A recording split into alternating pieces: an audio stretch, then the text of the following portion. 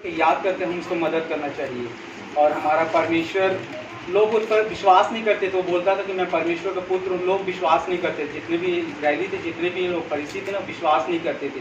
वो चमत्कार नहीं करता था परमेश्वर, तो लोग को विश्वास दिलाने के लिए परमेश्वर ने चमत्कार करना चालू किया। पूछते नहीं थे उसको, बोलते थे तू कौन है, बोलते थे परमेश्वर को।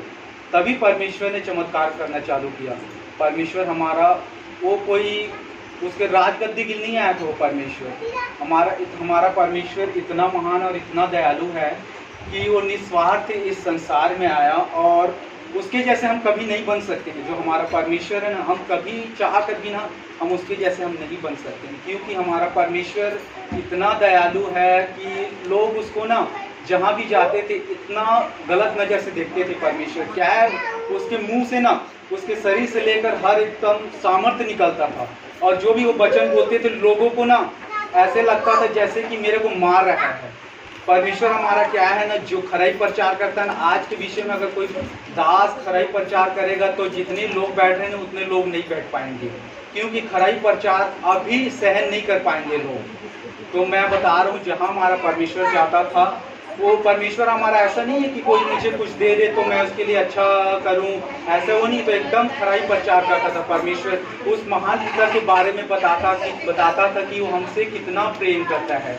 वो अति करुणम करने वाला परमेश्वर। जैसे उसने योना नबी को कनान देश में भेजा, कितना पाप था उधर, बहुत सारे पाप थे, उसने फिर भी उस योना नबी को भेजा कि वहाँ जा, मेरे बारे में बताओ उनको कि कितने पाप हैं, फिर मैं उनसे प्रेम करता हूँ।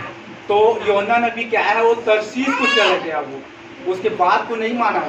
वो चाहता था, योना नबी वो चाहता था कि वो लोग मर जाए, क्योंकि वो पाप से भी नफरत करता था योना नबी। ये लोग इतने पाप करते, परमेश्वर मुझे पता है परमेश्वर तू उन्हें तू छोड़ा देगा, मैं जाऊंगा उधर प्रचार करूंगा तब भी तू उन्हें छोड़ा देगा। वो छोड़ाना नहीं चाहता था योना नबी, इसलिए वो दूसरे और चले गया। तो हमारा परमेश्वर इतना दयालु है, उसने फिर ना वो योना नबी को फिर से वहाँ भेजा, और सारे लोगों को उसके राजा, जो राजा यहाँ कनान देश में ना, कनान देश में राजा को बताया कि मतलब हमारे परमेश्वर है, इस देश को बचाना चाहता है।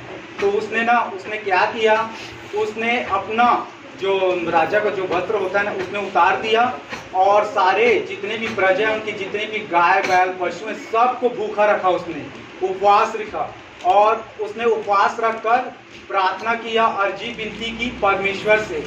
फिर परमेश्वर ने उस पर दया कर ना उस देश को जीवित कर दिया, उस सारे पाप से मुक्त कर दिया। तो वैसे भी हम अपने पाप को अंगीकार करना है। रोज हमसे रोज पाप होता है, रोज गुनाह होता है। हम परमेश्वर से भजन संहिता 51 है, उसको रोज हमको अंगीकार करना चाहिए। हमसे रोज पाप होता है, हमारे देखने द्वारा, हमारे बोलने द्वारा, और हमारे माध्यम से पाप हो जाता है। तो हमें परमेश्वर के आगे घुटने टेककर हमें पश्चाताप करना चाहिए, और परमेश्वर को पूरे दिन के लिए महिमा देना चाहिए।